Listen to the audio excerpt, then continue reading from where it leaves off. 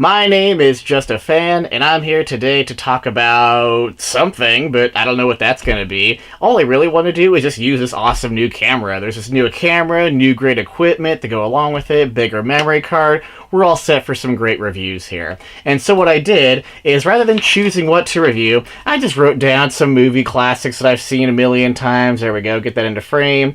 These are ones I love, I've seen a million times, and I thought I could just show the list. And what we're going to do is simply cut it up, and then after we cut it up, we'll choose one at random.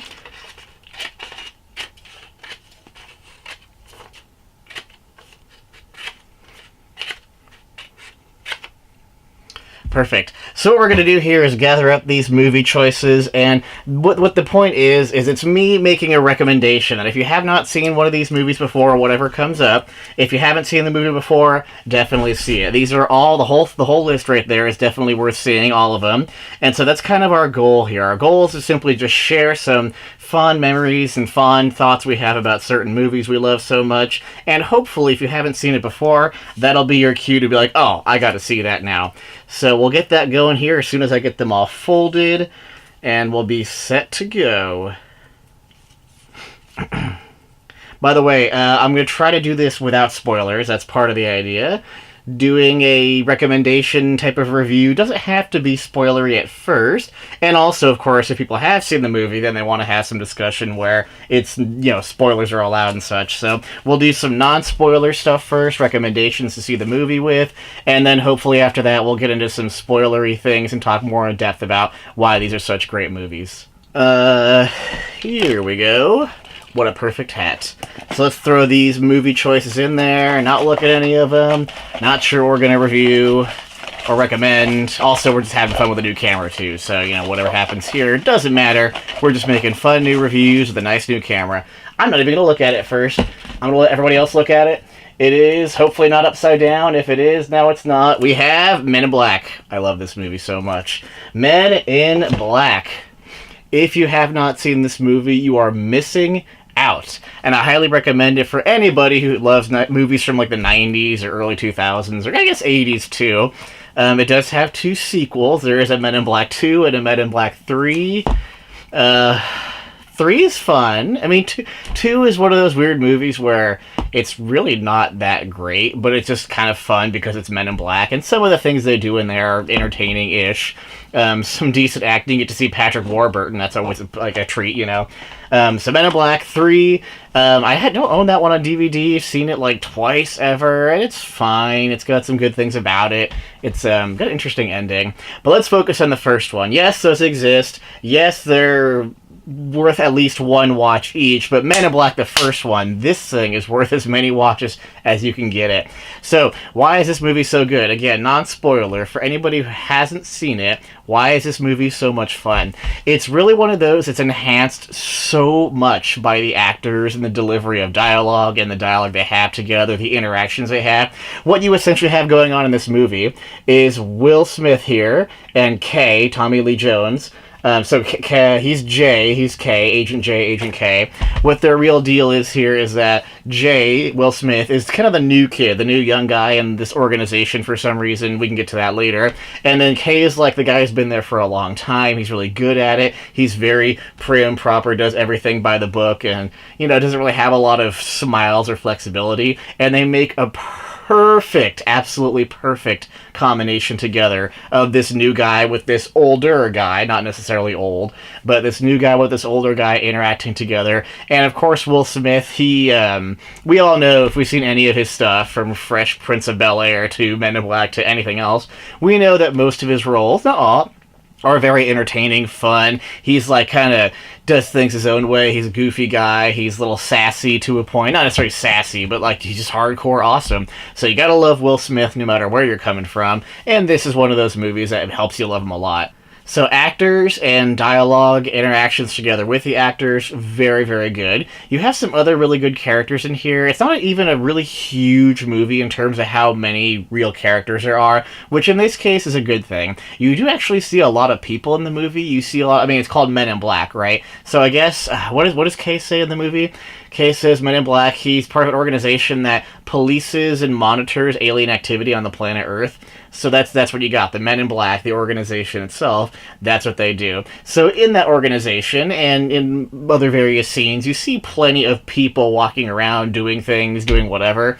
But in terms of like named characters that have character, you really got K and J and a girl that they meet at some point, and Agent Zed. He's played by Rip Torn, and Rip Torn, I just love that guy. He's kind of the head of the Men in Black. Those are your four main characters, and other than that, you get some smaller ones, like if you see in the movie, you know, the guy Regic, who's like, you know, driving away with his wife, trying to get out of the country or whatever.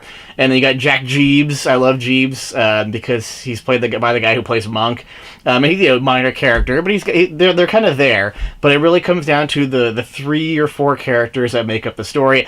Also with the main villain to the story, which, gosh, without spoiling anything, in terms of acting, wow, that actor does a fantastic job, like, portraying that evil alien thing. It's really hard to describe without actually seeing the movie if you haven't seen it yet. But gosh dang, is the villain in this movie played by such a good actor, because he takes a very particular, specific role that you need for this movie to work so well, and he plays it really well, impressively well. And it's not really something that you see very often in movies portrayed that well.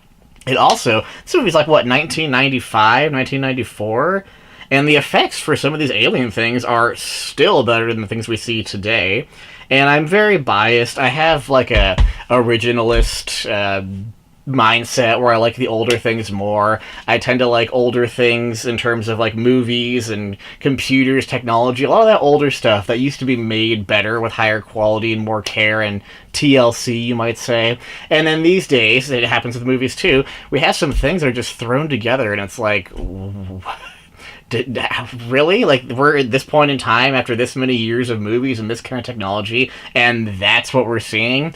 It can get pretty disappointing. With this movie, I don't think anybody should be disappointed by what they see in terms of visual effects, computer-generated graphics, and things like that. And then again, particularly with the villain here, those kinds of effects where he and his human body are kind of just the way they are when you see the movie, it's like, geez, like, that is so good. I love it. So it's very good in that sense. Actors, awesome. Dialogue, hilarious. I mean, Will Smith in this movie, Agent J, he is so much fun to watch just because of the way he kind of goes about things. He doesn't really take everything super seriously or seriously at all. It's interesting, even before he becomes Agent J in the Men in Black, even then he's kind of like sarcastic and little, got some goofy lines in there when he's working for the NYPD. So, gosh, he's so much fun. Tommy Lee Jones as K, he's also fun, but in a different way. Because you got the young, goofy guy, and then you have the older, really serious guy, but his humor is more, like, dry and just, like, very direct and very brutally honest, or very, very unusually stiff, to the sense of, like, it's only Tommy Lee Jones could have done it this way, and I think that's part of what makes this movie so good. Just having these two actors of Will Smith and Tommy Lee Jones in these roles, it's almost happy accident-ish. I always hate saying that because obviously it was planned. Obviously they had casting and they tried to find two guys to play these roles.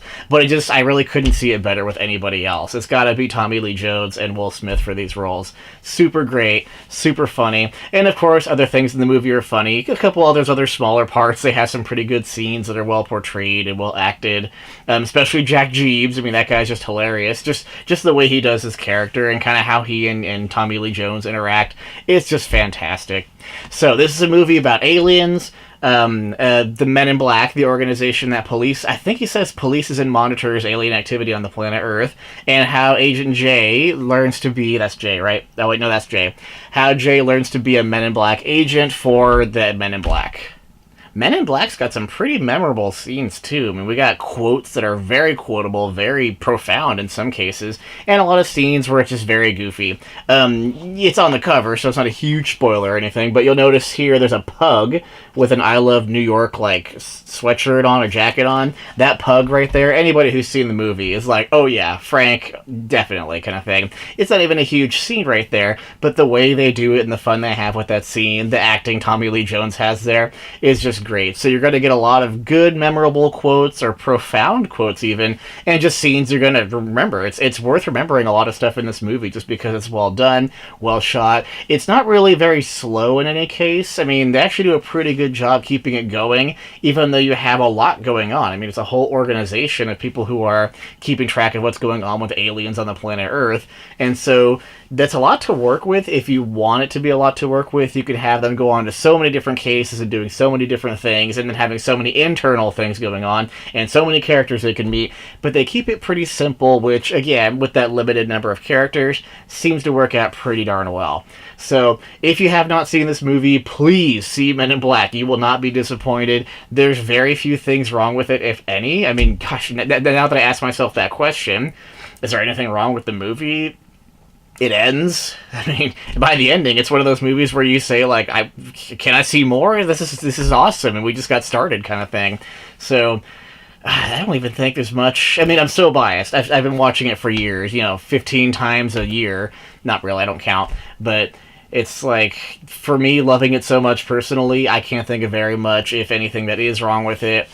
Yeah, that's awesome. So see Men in Black, because I can start talking about spoiler stuff now. And this is just more to enhance how I feel about the movie. And of course, if you've already seen the movie by now, then you can be like, oh yeah, I like that part too. And you can agree or disagree, and we can just all appreciate Men in Black and all its greatness together. So here we go. More of a spoiler review now. Men in Black.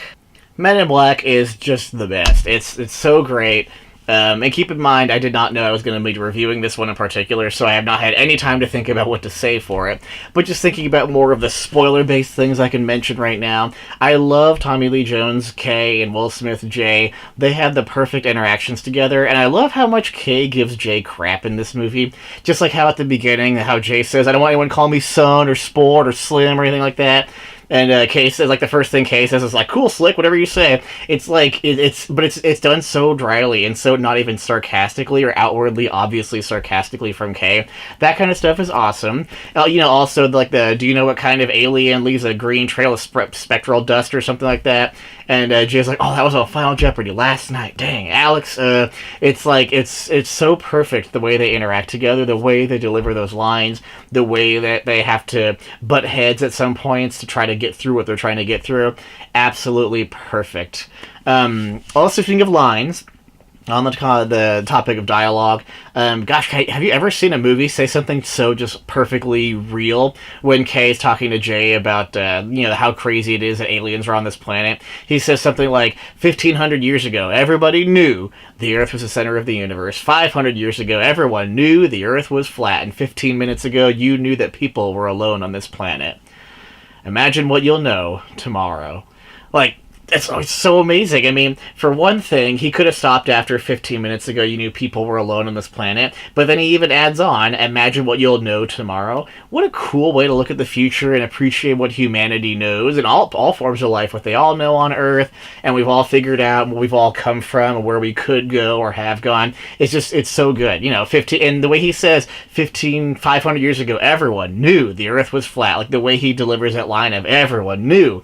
It's like, of course the Earth is flat. I mean, what else would it be? And of course, now these days, you have people who get made fun of for thinking the Earth is flat, but everyone knew it, and so all the things we know right now, what do we really know? It's just perfect. I love that right there. That's something to keep in mind forever, because it can never lose touch with humanity and the Earth and stuff like that. You'll never know what you'll know tomorrow. It's great.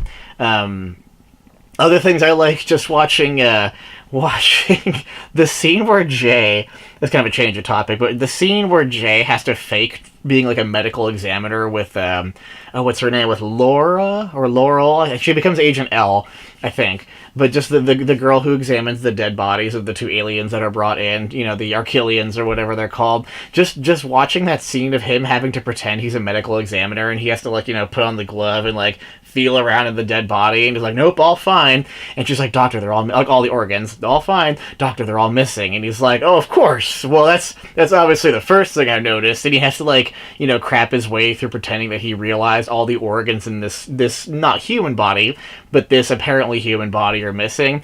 it's perfect. I mean, look at that tone they capture so well, and it's not even too, caught up in that scene or too slow or too drudged through.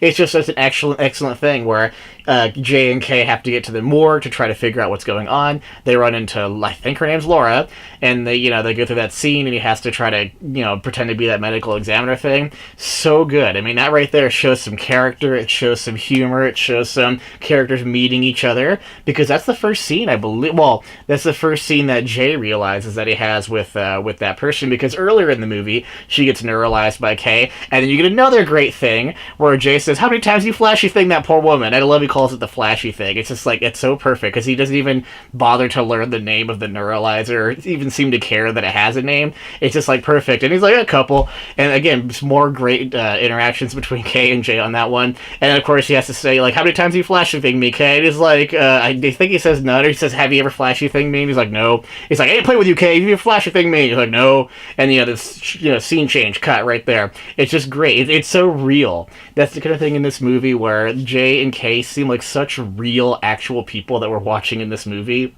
It does not feel like they're actors. It does not feel like an artificial environment that they're just sending the viewer through for visuals or effects. It's a great character-based movie with character-led story and drama, both from the villainous side and the kind of the neutral side, you could say, and the human side. Obviously, the humans, Kay and Jay, and the whole Men in Black are trying to police alien activity on Earth, and in the Arquillians, it's kind of like they're just kind of there. I mean, they're not really hating the humans. I guess, if anything, they're more in favor of humans, or at least the Men in Black, than the bugs, but they're just there trying to hide the galaxy or whatever. And then of course you have your Bug, who is played by that awesome actor. Oh my gosh, the guy whose skin is all loose, and he he kills the farmer, and he's like hanging out with his wife, trying to like figure out how he can get out of the house and go start looking for the galaxy. The way he stretches the skin, he just grabs the back of his head and stretches it and just flattens it on his face, is so cool and so well acted. I mean, at that point it's not really acting, it's got to be more computer or puppetry or whatever kind of effects they had that they were using at that time. But that's so good. And then just watching him, drive around through town, and I just like that scene where he just like watching Rosenberg, I think is the guy's name, with the cat who, where the galaxy is. Just watching that scene where he's in the truck and he's like trying to look all natural and put his hand like this so he can just kind of casually try to do one of these, but he can't do it because he doesn't have the same motor functions that humans normally do. And just watching him do that, and he starts freaking out, and his arms, he just can't handle it. So good. I mean, the acting is incredible for this movie, both for characters like J and K and for a character like that. In terms of humor, there are a couple things where I'm actually genuinely surprised that I find them as funny as I do, because in other movies, especially lately, I've mentioned this before, there's some humor in movies that just is not up to par of where it used to be, and I guess in Men in Black's case, this is where it used to be. This is kind of a slightly older humor, or generation where we had different humor than what you see today. I mean, I saw the Incredibles 2 movie recently, and just a lot of the movies that came out before it for trailers were all, animated movie types of things with lots of humor, but it's so different than looking at trailers for movies that came out 10, 15, 20 years ago, and I'm hoping I'm not the only person who sees that. No one else has really said anything about that directly, that I've noticed anyway, but I really do feel like there's something way different with humor these days, where I just can't appreciate it, or I can't find it as clever or as good as humor we had 20 or 15 years ago. So here's an example I'm thinking of for Men in Black, where Reggic it's Jay's first thing, it's his first case after he's in the Men in Black. Reggic's trying to get out of town, and Zed's like, we have a skimmer, and so Kay and Jay have to go stop him, and so Kay is like, all right, you come with me, Reg, we're gonna go figure out what's going on here. You got your license and all that, and then obviously there's the wife in the back of the car who's pregnant and like in labor, not just pregnant but in labor, and Kay says, and you handle this, and again, perfect delivery of dialogue where he has no problem with Jay like working on that. And so Jay does his his classic, okay, Yeah, yeah, and of course, then the giant tentacle comes out, and this is in the background now at the scene, the shot, and the giant tentacle grabs Jay, and just starts smacking him into the truck, and Kay's having that completely nonchalant, monotone conversation with Regik, and how he's trying to figure out why he's leaving town and where he's going, and that's one right there where that's similar to the type of humor we see a lot these days, where it's just like, oh, this is really funny because people don't usually have to deal with this,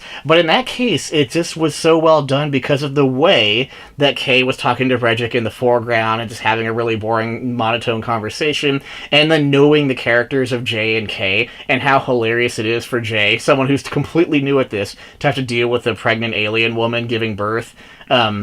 It just works better. Like in these cases, in these modern movies these days, we're in 2018. It's like we don't have that same character development that leads us into these scenes that makes them as funny. It's just slapsticky humor for the sake of being slapsticky stuff these days, and it doesn't work nearly as well as what we had, for example, in Men in Black. So that's just one example where I'm honestly genuinely surprised with how I feel about modern movies that I find that scene to be so funny. But I do think it is just because the characters are so well established, they're just right there, and they're doing exactly what they would be doing in that situation. It's very believable for all characters involved. Other quotable lines I can think of are just like when Kay's talking to Frank the pug, and he's like arguing with him and shaking him around and stuff, and people are like looking at them like they're crazy, and Jay says like, oh, we're rehearsing a ventriloquist act. Like, that's perfect cover for, I mean, not really a perfect cover, but perfectly hilarious cover for that kind of situation in Men in Black.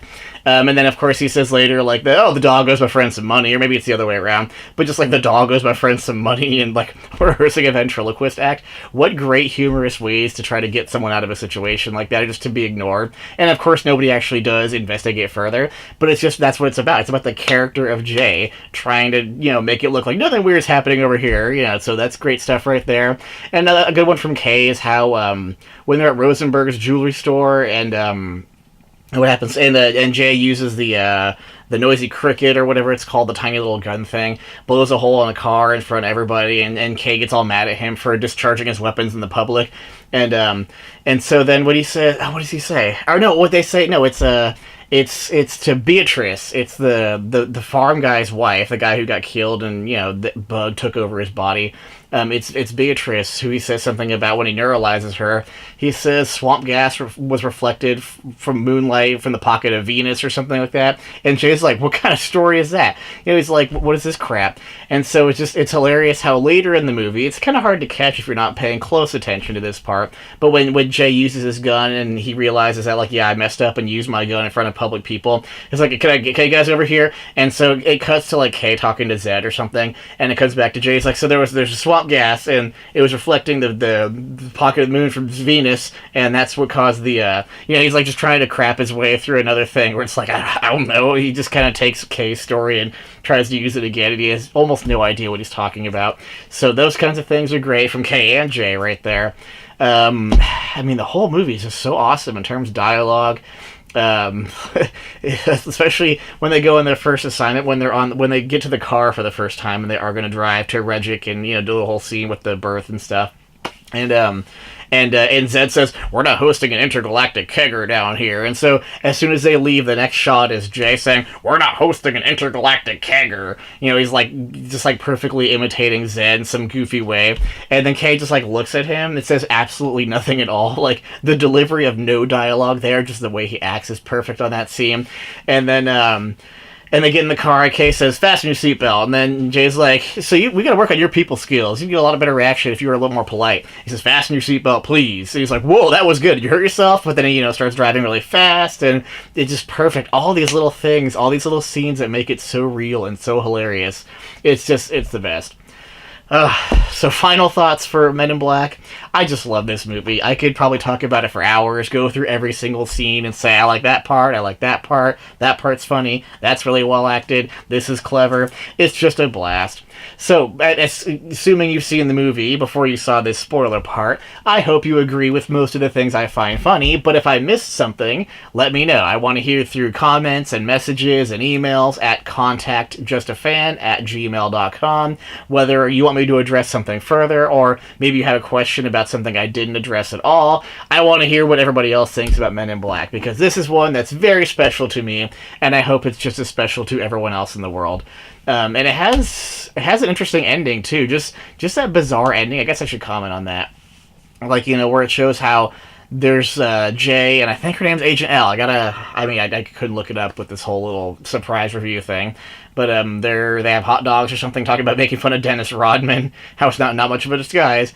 And it zooms out and shows how our own galaxy, our own solar system's in a galaxy in this universe thing within a marble itself. And it has like the giant alien playing with like marbles, lots of little galaxy marbles. What a bizarre ending. And I really don't think it means anything other than, like for the story especially. We have a Men in Black 2, we have a Men in Black 3, and I hope nobody ever got hung up on that and said, wait, that has to mean something, because it's amazing these days, just because of what we have with the internet especially, but not even that, just have how people get so obsessed when so into stories of movies. I'm thinking especially of things like Star Wars or Lord of the Rings. There's so many things in these really vast, big universes where people know the names of the plants over there, and they know the name of this random character that never got a piece of dialogue in a movie or something like that. So it's amazing to me how that happens anyway.